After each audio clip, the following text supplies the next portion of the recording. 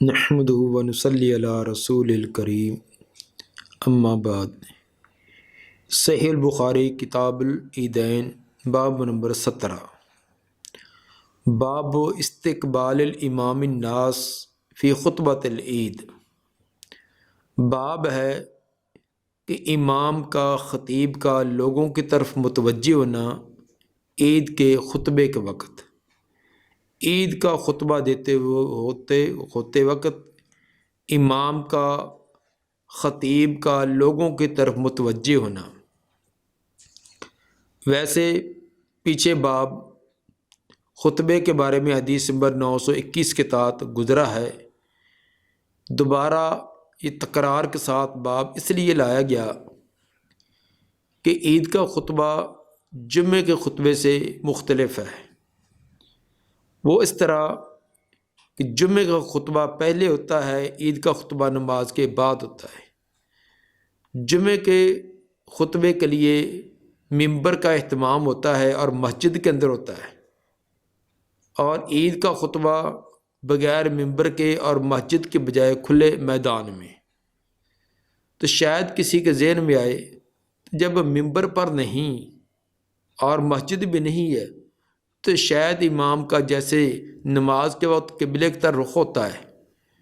تو قبلے کی طرف رخ کر کے پند و نصیحت کے طور پر کوئی بات کہہ دی گئی ہوگی، تو امام بخاری رحمہ اللہ یہ رد کرنا چاہتے ہیں کہ مستقل خطبہ ہوتا، جس طرح بعض پند و نصیحت کی جاتی ہے، مقتدیوں کی طرف، نمازیوں کی طرف آپ متوجہ ہوتے، اور بیان کرنے والے کا طریقہ یہی ہے کہ اپنے سامعین کو مخاطب کرے، ان کی طرف رخ کرے۔ جس طرح خطیب کی آواز سے، زبان سے لوگوں کو فائدہ ہوتا ہے، اسی طرح اس کے ہاتھ، اس کے چہرے کی حرکات و سکنات، ان سے بھی لوگوں کو بات سمجھ اور فہم ہوتا ہے۔ اس لیے خطبے کے وقت وہ مقتدیوں کی طرف رخ کر کے پھر خطبہ دیا جائے گا۔ قال ابو سعید قال النبی صلی اللہ قام النبی صلی اللہ علیہ وسلم مقابل الناس۔ ابو سعید خدری رضی اللہ تعالیٰ عنہ فرماتے ہیں کہ نبی صلی اللہ علیہ وسلم لوگوں کے سامنے کھڑے ہوئے۔ یہ متصل سند کے ساتھ روایت حدیث نمبر 956 کے تحت پیچھے گزر چکی ہے۔ حدیث نمبر 976، قال حدثنا ابو نعیم قال حدثنا محمد بن طلحہ عن زبید عن الشعبی عن البراء قال خرج النبی صلی اللہ علیہ وسلم یوم اضحیٰ الی البقیع فصلی رکعتین۔ نبی صلی اللہ علیہ وسلم عید الاضحیٰ کے دن بقیع کی طرف نکلے۔ بقیع کھلا میدان جو مسجد نبوی اور جو مدینے کا قبرستان ہے، اب جس کو جنت البقیع کا کے لفظ سے پکارا جاتا ہے، اس کے درمیان یہ کھلا میدان تھا۔ فصلی رکعتین، تو آپ نے 2 رکعتیں پڑھائی، کیونکہ عید کی 2 رکعتیں ہوتی ہیں، وہ پڑھائیں۔ ثم اقبل علینا بوجہہ، پھر آپ متوجہ ہوئے ہماری طرف اپنے چہرے کے ساتھ، چہرہ ہماری طرف کر کے متوجہ ہوئے۔ اسی سے امام بخاری رحمہ اللہ نے یہ باب کا استدلال کیا ہے، باب کا اس بات اسی سے ہوا۔ وقال ان اول نسکنا فی یومنا ھذا ان نبدأ بالصلاۃ، آپ نے فرمایا کہ بے شک ہمارے کاموں میں سے آج کے دن پہلا کام جس سے ہم ابتدا کریں گے وہ نماز ہے۔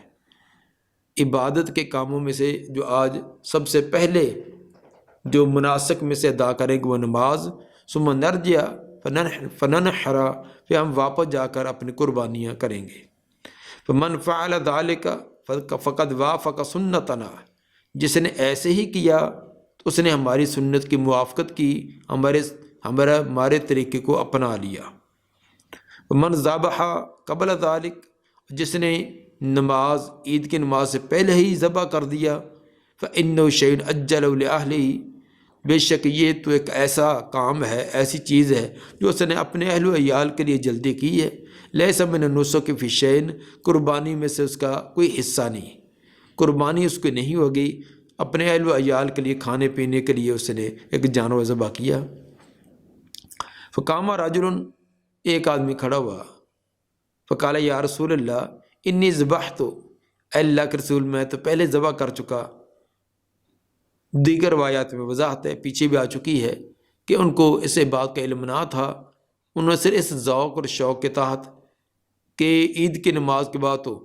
ہر گھر میں تقریباً قربانی ہو جائے گی، ہر گھر میں وافر گوشت ہوگا، تو میں جلدی ایڈوانس ہی سب سے پہلے قربانی کر کے اپنے غریب ہمسایوں کو، دیگر رشتہ داروں کو جلدی پہنچا دوں۔ اس ذوق اور شوق کے تحت انہوں نے نماز سے پہلے ہی قربانی کر دی۔ تو آپ جب اس کو پتہ چلا کہ قربانی کا یہ طریقہ درست نہیں ہے، اس لیے اس نے عرض کی انی ذبحت، میں پہلے ذبح کر چکا، وعندی جزۃ خیر من مسنہ، اب میرے پاس ایک جزع ہے، ایک کھیرا جانور ہے جو کہ مسنہ سے 2 دانتہ سے بھی بہتر ہے، موٹا تازہ، تو گوشت کے اعتبار سے وہ مسنہ سے بھی بہتر ہے۔ قال اذبحھا، آپ نے فرمایا اسی کو پھر آپ ذبح کر دیں، ولا تفی عن احد بعدک، نہیں یہ کفایت کرے گا کسی ایک کو تیرے بعد یہ کسی کے لیے یہ جائز نہ ہوگا، یہ صرف تجھے اجازت دی جا رہی ہے کیونکہ تجھے اس بات کا علم نہ تھا۔ باب نمبر 18، باب العلام بالمصلی، باب ہے کوئی نشانی اور علامت مقرر کرنا عیدگاہ میں۔ چونکہ عید جو ہے وہ کھلے میدان میں پڑھی جاتی ہے، تو اب اس کے لیے کوئی علامت مقرر کر دینا تاکہ تمام لوگ امام کے آنے سے پہلے وہاں وہ جمع ہو جائیں، صف بندی کر لیں، تو اس کی کوئی جگہ علامت مقرر کر دی جائے تو اس کا کوئی حرج نہیں ہے۔ حدیث نمبر 977، قال حدثنا مسدد قال حدثنا یحیی عن سفیان قال حدثني عبد الرحمن بن عابس قال سمعت ابن عباس قیل له اشهدت العید مع النبی صلی اللہ علیہ وسلم، ابن عباس رضی اللہ عنہ سے پوچھا گیا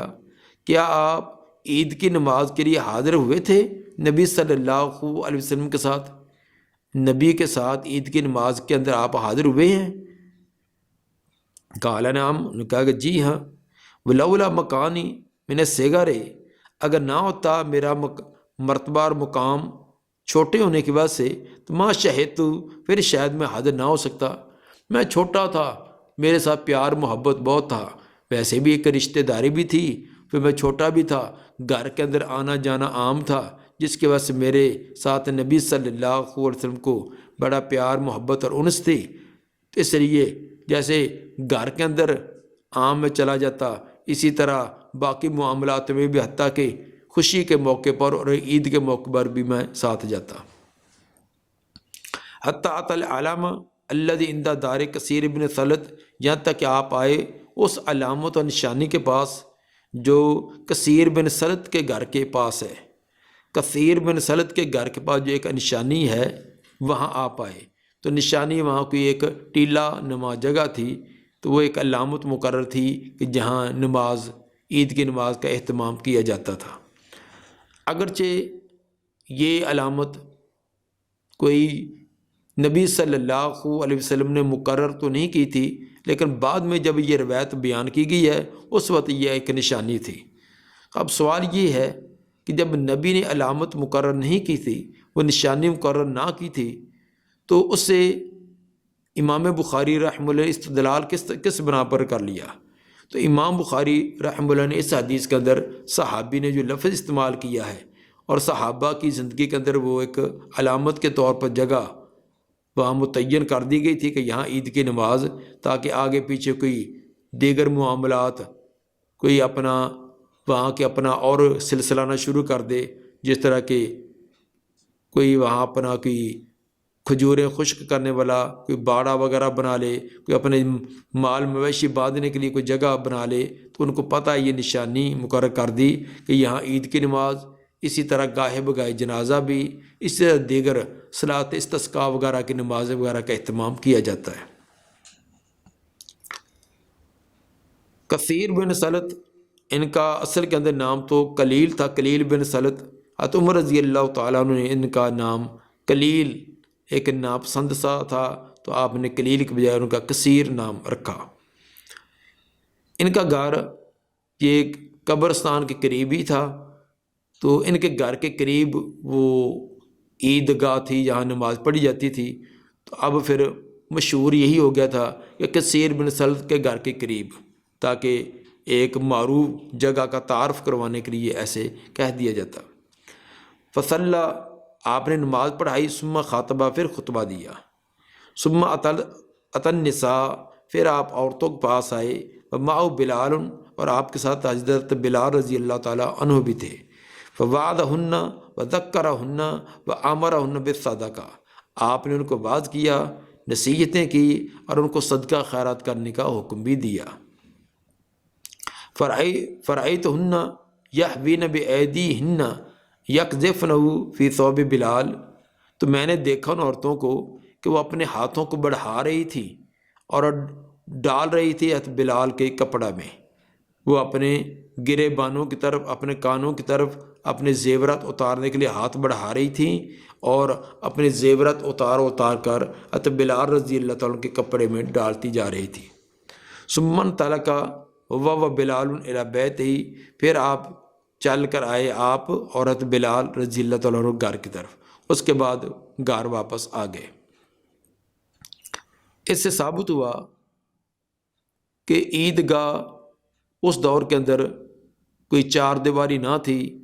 یا کوئی اور اس کے اندر کوئی خاص کوئی علامت نہ تھی، تو بعد کے اندر وہاں کوئی پتھر یا کہ وہاں کوئی چھوٹا سا ٹیلا اسی کو ایک علامت کے طور پر مقرر کر دیا گیا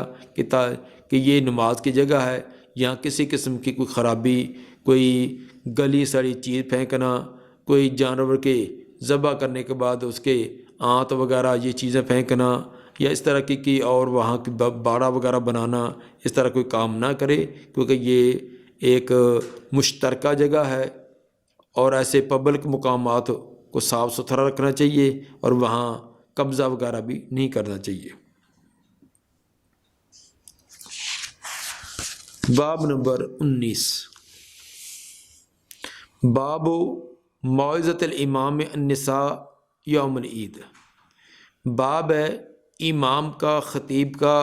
پند و نصیحت کرنا، واعظ کرنا عورتوں کو بھی عید کے دن۔ عید کے دن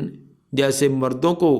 خطبہ دے کر ان کو احکام اور مسائل، ان کو پند و نصیحت، دین کی، تقوی کی باتیں سنائی جاتی ہیں، اسی طرح عورتیں بھی اس بات کے مستحق ہیں کہ ان کو بھی کوئی نصیحتیں کی جائیں، ان کو بھی زندگی گزارنے کے طور طریقے، سلیقے اور آداب سمجھائے جائیں۔ مردوں کی بنسبت عورتوں تو بلکہ زیادہ حقدار ہیں، کیونکہ مرد تو اور بھی گاہے بگاہے مجلسوں میں آتے رہتے ہیں، خصوصاً نبی صلی اللہ علیہ وسلم کی مجلس میں،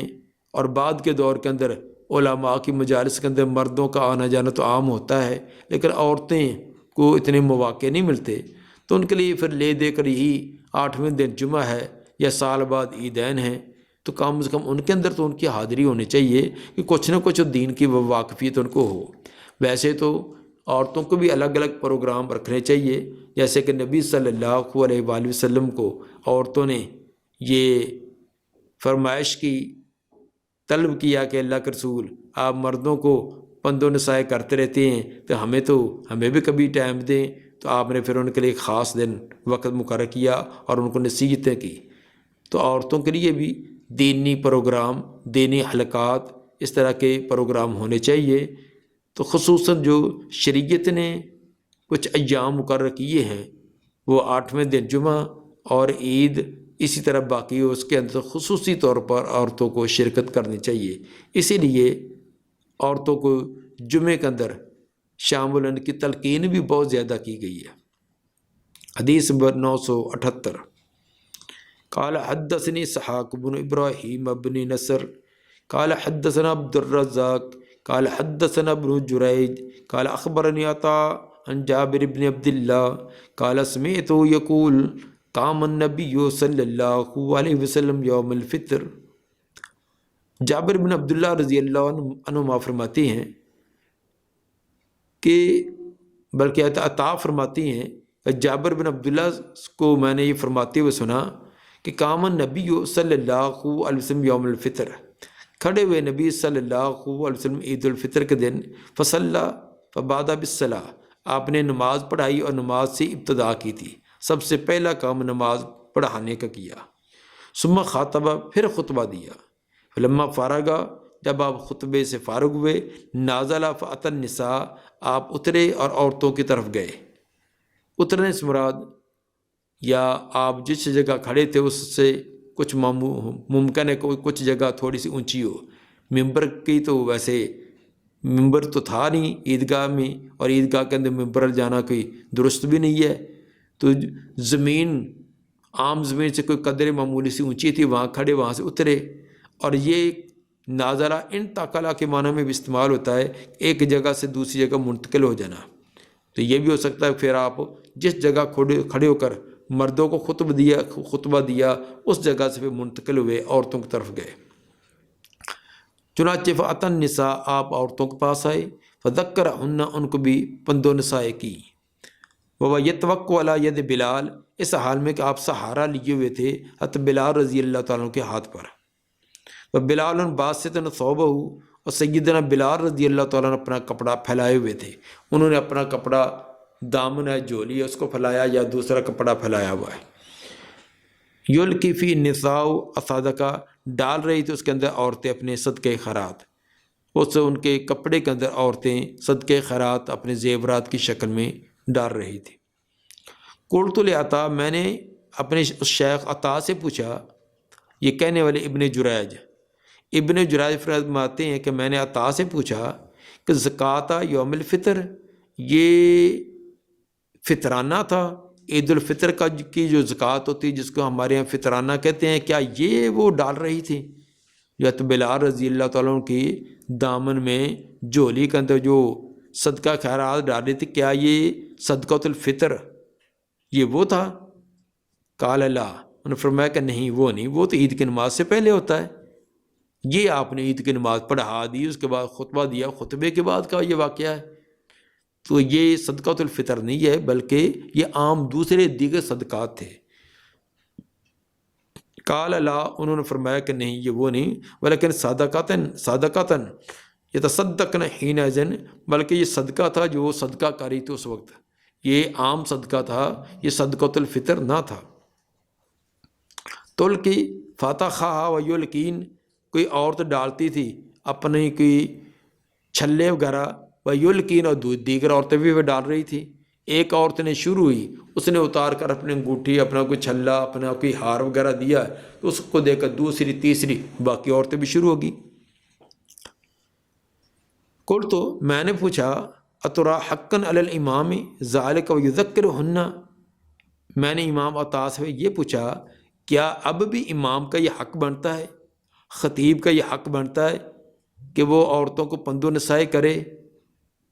قال انہ لحق علیہم، انہوں نے کہا کہ بے شک یہ ان کا حق بنتا ہے، وما لم لا یفعلونہ، اب ان کو ائمہ کو کیا ہو گیا، وہ یہ کام کیوں نہیں کرتے؟ مطلب یہ تھے کہ اس دور میں جس میں سوال کیا گیا ابن جریج نے امام عطا سے، اس وقت کچھ ائمہ کے اندر یہ سستی ہوتی تھی کہ وہ عورتوں کو پند و نصیحت نہ کرتے،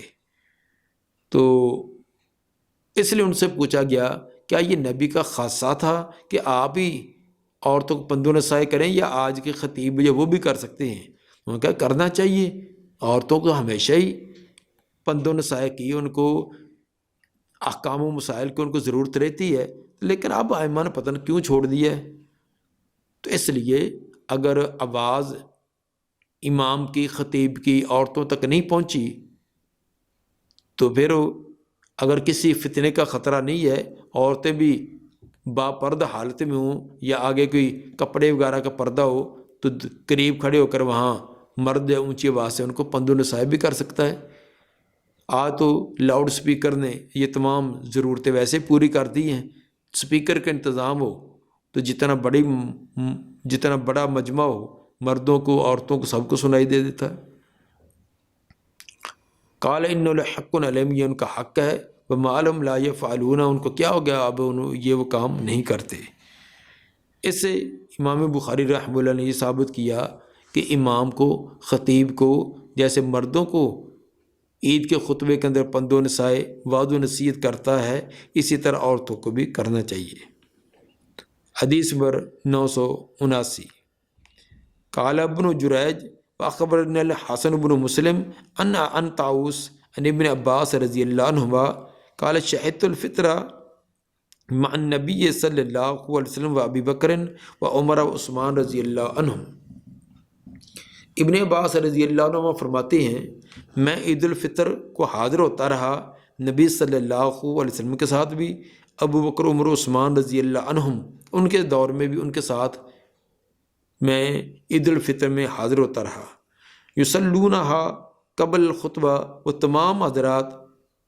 عید کی نماز پڑھتے تھے خطبہ سے پہلے عید کی نماز پڑھاتے تھے، بعد میں خطبہ۔ ثم یخطب بعد، پھر بعد میں خطبہ دیتے۔ خرج النبی صلی اللہ علیہ وسلم کأنی انظر الیہ، نکلے تھے نبی صلی اللہ علیہ وسلم گویا کہ اب بھی میں دیکھ رہا ہوں وہ پورا نقشہ، اگرچہ سال بیت گئے لیکن وہ پورا آپ کا گھر سے نکلنا، جس انداز سے نکل کر آئے، جس طرح کھڑے ہوئے، وہ ابھی بھی پورا کا پورا نقشہ، وہ پورا کا پورا سین میرے ذہن میں ہے۔ کأنی انظر الیہ، گویا کہ اب بھی میں وہ دیکھ رہا ہوں، وہ منظر میری آنکھوں میں اب بھی اسی طرح ہے۔ حین یجلس بیدی، جب آپ بٹھا رہے تھے اپنے ہاتھ سے، آپ لوگوں کو بیٹھ جائیں ہاتھ کا اشارہ کر کے بٹھا رہے تھے۔ ثم اقبل یشکم، پھر آپ آئے ان کے صفوں کو چیرتے ہوئے، حتی جاء النساء، یہاں تک کہ عورتوں کے پاس آ گئے۔ مردوں کو خطبہ دینے کے بعد پھر صفوں کو کراس کرتے ہوئے آپ عورتوں کے پاس آئے، چونکہ عورتوں کی صفیں پیچھے ہوتی تھیں مردوں کے آگے، جیسے مردوں کے صفوں کو کراس کرتے ہوئے عورتوں کے پاس آئے۔ معه بلال، اور آپ کے ساتھ حضرت بلال رضی اللہ تعالیٰ عنہ بھی تھے۔ فقال، تو آپ نے فرمایا یا ایھا النبی اذا جاءک المؤمنات یبایعنک، یہ سورہ ممتحنہ کی آیت نمبر 12 یہ تلاوت کی کہ اے نبی جب آپ کے پاس مومن عورتیں آئیں اور وہ آپ کی بیعت کریں تو آگے پوری آیت کہ آپ ان کی پوری تحقیق کر لیا کریں اور ان سے عہد و پیمان لے لیا کریں۔ ثم قال، پھر آپ نے فرمایا حین فارغ منہا، جب اس آیت کی تلاوت سے فارغ ہوئے، انتن علی ذالک، کیا تم اس وعدے پر ہو، کیا تم اپنے اس وعدے پر پابند ہو، جس وعدے جو سورہ ممتحنہ کس آیت کے اندر وعدہ لیا گیا ہے۔ انتن اسمتا انتن، دو حمزہ تھے، پہلا حمزہ استفہام کا ہے، جب دو حمزہ اکٹھے ہو گئے تو دوسرے حمزہ کو پہلے حمزہ کی حرکت کے موافق الف سے بدل دیا تو بن گیا انتن علی ذالک، کیا تم اس وعدے پر ہو۔ قالت امرأۃ واحدۃ منہن، کہا ہے ان میں سے ایک عورت نے، لم یجبہ غیرہا، اس کے علاوہ کسی اور نے جواب نہ دیا، باقی سب عورتیں خاموش رہیں، ان میں سے ایک عورت نے ہمت کی اور اس نے کھڑے ہو کر کہا نعم، اس نے کہا کہ جی ہاں ہم اس وعدے پر پابند ہیں۔ لا یدری حسن من ہی، حسن راوی یعنی حسن بن مسلم جو پر راوی ہیں وہ نہیں جانتے کہ وہ عورت کون تھی، وہ کہتے ہیں مجھے اس عورت کا پتہ نہیں چل سکا کہ وہ عورت کون تھی۔ البتہ بعض روایات میں اس کی وضاحت آئی ہے کہ وہ اسماء بنت یزید بن سکن تھی، اور ایک روایت کے اندر ام سلمہ کا نام بھی ہے، تو ام سلمہ سے مراد یہی اسماء بنت یزید ہی ہے، ان کی کنیت ام سلمہ تھی، ام سلمہ انصاریہ۔ قال فتصدقنا، آپ نے فرمایا کہ صدقہ کرو۔ فباسط بلال ثوبہ، حضرت بلال رضی اللہ تعالیٰ نے اپنا کپڑا پھیلا دیا، کھول کر بچھا دیا۔ ثم قال، پھر فرمایا، قال کا فاعل حضرت بلال رضی اللہ تعالیٰ عنہ ہے، حضرت بلال رضی اللہ تعالیٰ کا حلما لکن فدن ابی و امی، لے آؤ تم پر میرا ماں باپ قربان، میرا ماں باپ تم پر قربان، لے آؤ صدقہ خیرات دو۔ وَيُلْقِينَ الْفَتَحَ وَالْخَوَاتِيمَ فِي ثَوْبِ بلال، وہ ڈال رہی تھی اپنے چھلے اور اپنے انگوٹھیاں فی ثوب بلال، بلال رضی اللہ تعالیٰ کے کپڑے میں۔ عبدالرزاق کہتے ہیں کہ الفتح الخواتیم العظام کانت فی الجاہلیہ، فتح کہتے ہیں وہ بڑی بڑی انگوٹھیاں جو زمانے جاہلیت کے اندر بنائی جاتی تھی۔ فتح کا معنی کانوں میں ڈالنے والے چھلے اور بالیاں، ان کو بھی کہا جاتا ہے، اور اسی طرح ایک بڑی بڑی انگوٹھیاں بھی ہوتی تھیں جو بغیر نگینے کی ہوتی تھیں، ان کو بھی کہا جاتا ہے۔ اس لیے امام عبدالرزاق نے فتح کا معنی کیا کہ وہ خواتین، وہ انگوٹھیاں جو بڑی بڑی ہوتی تھیں اور زمانہ جاہلیت کے اندر پہلے بنائی جاتی تھیں۔ تو بہرحال اس کو چھلے کہہ لیں، بالیاں کہہ لیں، یا اس کو انگوٹھیاں کہہ لیں، تو جو بھی وہ زیورات تھے عورتیں وہ حضرت بلال رضی اللہ تعالیٰ عنہ کے وہ دامن کے اندر ڈال رہی تھی۔ باب نمبر 20، باب اذا لم یکن لها جلباب فی العید، باب ہے جب کسی عورت کے پاس کوئی چادر وغیرہ نہ ہو عید کے دن، چونکہ عید کی نماز کی ادائیگی کے لیے بڑی تاکید کی گئی، حتیٰ کہ عورتوں کو بھی کہا گیا کہ وہ بھی لازمی حاضر ہوں۔ تو ادھر یہ تھا اگر کسی کے پاس بڑی چادر نہیں ہے جس کو اوڑھ کر عورت نکل سکے تو کیا یہ اس کو شرعی عذر شمار کیا جائے کہ وہ عید کی نماز پڑھنے نہ جائے بلکہ گھر میں بیٹھی رہے؟ تو شریعت نے اس کا بھی عذر شمار نہیں کیا، بلکہ فرمایا کہ اپنی ہمسائی سے دائیں بائیں کسی عورت سے عاریتاً مانگ کر ادھار لے کر ہی وہ عیدگاہ میں چلی جائے۔ حدیث نمبر 980، حدثنا ابو معمر قال حدثنا عبد الوارث قال حدثنا ایوب عن حفصة بنت سیرین قالت كنا نمنع جوارینا ان یخرجن یوم العید۔ بنت سیرین فرماتی ہیں ہم اپنی لڑکیوں کو روکا کرتی تھیں کہ وہ عید کے دن نکلیں، ہم بالغ لڑکیوں کو عید کی طرف نکلنے سے روکتی تھی۔ فجاءت امرأۃ، ایک عورت آئی، فنظرت قصر بنی خلف، وہ بنی خلف کا جو مکان تھا اس کے قریب اس نے نزول کیا، وہاں اس نے ڈیرا لگایا۔ فأتیتها فحدثت، میں اس کے پاس آئی تو اس نے مجھے یہ روایت بیان کی۔ اس مسافر عورت نے جس نے بنو خلف کے مکان کے قریب ڈیرا لگایا تو اس نے مجھے یہ واقعہ بیان کیا کہ ان زوج اختہا، اس کی بہن کا خامد، یعنی اس کا بہن ہوئی، غزا مع نبی صلی اللہ علیہ وسلم سنتا عشرۃ غزوہ، اس نے نبی صلی اللہ علیہ وسلم کے ساتھ مل کر 12 غزوات کیے ہیں۔ فکانت اختہا معه فی 6 غزوات، اور اس کی بہن بھی ان کے ساتھ رہی تھی 6 غزوات میں۔ ان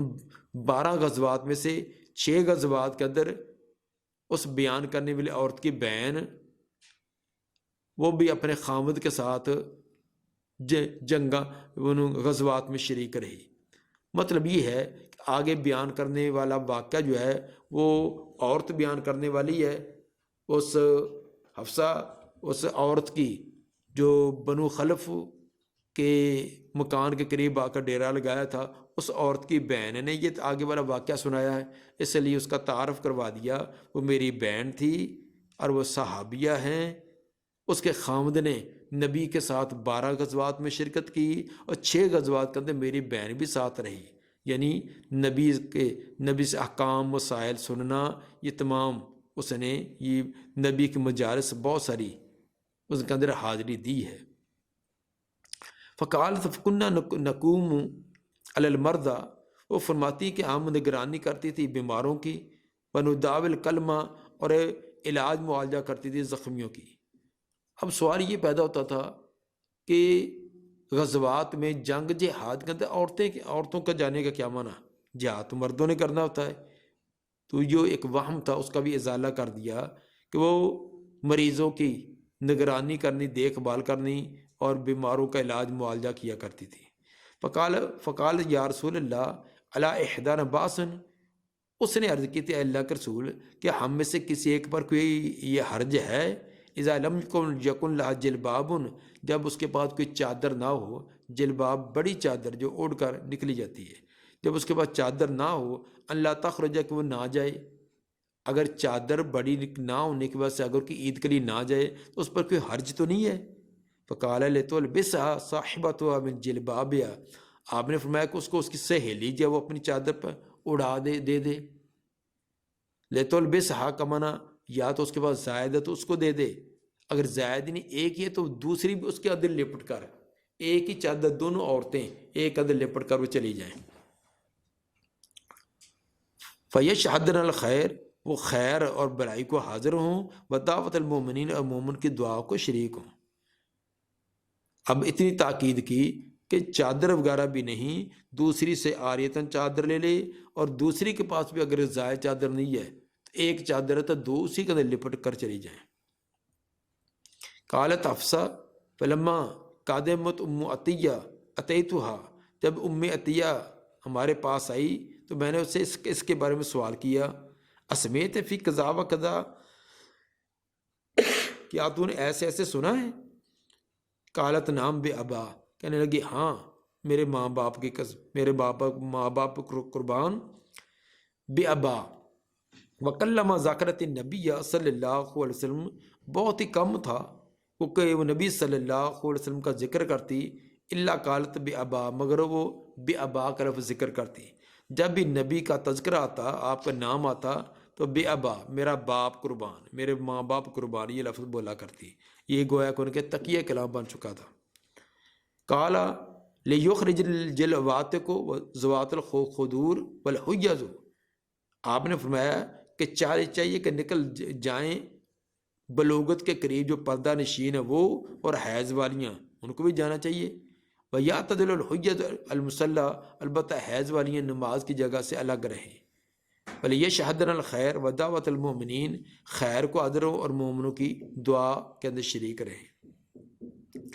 قالت فقلت لها الحیض، میں نے کہا کیا حیض والیاں بھی، حیض والیاں بھی جائیں، حالانکہ انہوں نے نماز تو ادا نہیں کرنی۔ قالت نعم، انہوں نے کہا کہ ہاں اور کیا، جائے لے کر جائیں۔ باقی تجھے رہا کہ حیض والیوں کا جانا ایک تعجب والا کام، الیس الحائض تشہد عرفات، کیا حیض والی عورت عرفات کے میدان میں نہیں جاتی؟ تشہد قضا و تشہد قضا، اس طرح فلاں فلاں جگہ جیسے مزدلفہ اور منا، وہاں نہیں جاتی؟ تو اگر حیض کی حالت میں عرفات میں، منا میں، مزدلفہ میں جا سکتی ہے، تلبیہ کہہ سکتی ہے، تکبیرات کہہ سکتی ہے، باقی اذکار کر سکتی ہے، تو عیدگاہ کے اندر آ کر بھی صفوں میں شامل نہ ہو، الگ بیٹھ کر اذکار کرتی رہے اور خطبہ سنے، مسلمان کی دعا میں شریک ہو جائے، تو یہ کون سی تعجب والی بات ہے؟ اس میں بھی حاضر ہو سکتی ہے۔ تو مطلب یہ ہوا کہ عید کی نماز کے اندر، اس کے اندر عورتوں کو شریک کرنے کی بھی بڑی تاکید بیان کی ہے کہ وہ اس طرح کے چھوٹے موٹے عذر بنا کر ان کو الگ رہنے کا یہ اجازت نہیں ہے۔ باب نمبر 21، باب اعتدال الحیض المصلی، پیچھے والے باب میں حیض والی عورتوں کو بھی عیدگاہ میں لے جانے کی تاکید تھی۔ تو اب سوال یہ ہوتا تھا کہ انہوں نے نماز ادا نہیں کرنی تو وہ وہاں جا کر کیا کریں؟ اب بیان کیا کہ نماز کی جگہ سے الگ بیٹھی رہیں، باقی امام کے جو پندوں نسائے وہ بھی سنیں، اور اسی طرح بعد میں دعا اس کے اندر بھی شریک ہو جائے۔ حدیث نمبر 981،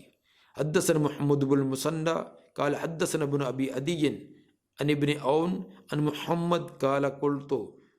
قالت ام عطیہ، ام عطیہ نے فرمایا امرنا ان نخرج فنخرج الحیض والعواتق وذوات الخدور، ہمیں حکم دیا گیا کہ ہم نکلیں اور نکال کر لے جائیں حیض والیوں کو، اور جو بلوغت کے قریب بلوغت کے قریب وہ بھی، اور جو پردہ نشین ہیں ان کو بھی۔ ابن عون کہتے ہیں اول عواتق ذوات الخدور، انہوں نے عواتق ذوات الخدور کا لفظ بولا ہے، یعنی پیچھے تھا عواتق و ذوات الخدور، واو کا عطف تھا درمیان میں، تو یہاں عواتق ذوات الخدور اکٹھا ہی بیان کیا، جو بلوغت کے قریب پردہ نشین ہے وہ۔ فَأَمَّا الْحُيَّضُ فَيَشْهَدْنَ جَمَاعَةَ الْمُسْلِمِينَ وَدَعْوَتَهُمْ، رہی حیض والی عورتیں تو وہ مسلمانوں کی جماعت کو حاضر ہوں اور ان کی دعا کو حاضر ہوں، مسلمانوں کے اجتماع میں حاضر ہوں اور دعا کے اندر شریک ہوں۔ وَيَعْتَزِلْنَ مُصَلَّاهُمْ، البتہ نماز کی جگہ سے وہ الگ رہیں، صفوں میں نہ بیٹھیں، نماز کے لیے وہ الگ سے بیٹھی رہیں۔ دعا ہے اللہ تعالی نبی صلی اللہ علیہ وسلم کے فرامین پر عمل کرنے کی توفیق عطا فرمائے۔ سبحان ربک رب العزت عما یصفون وسلام علی المرسلین الحمد للہ رب العالمین۔